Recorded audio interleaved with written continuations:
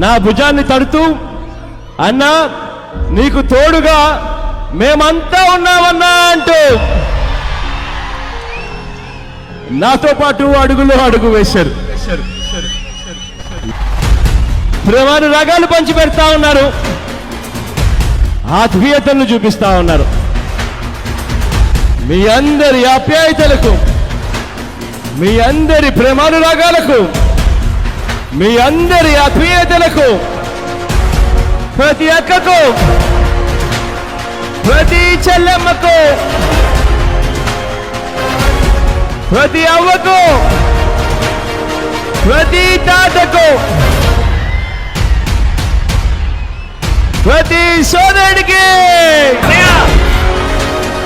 ప్రతి స్నేహితుడికి రెండు చేతులు జోడించి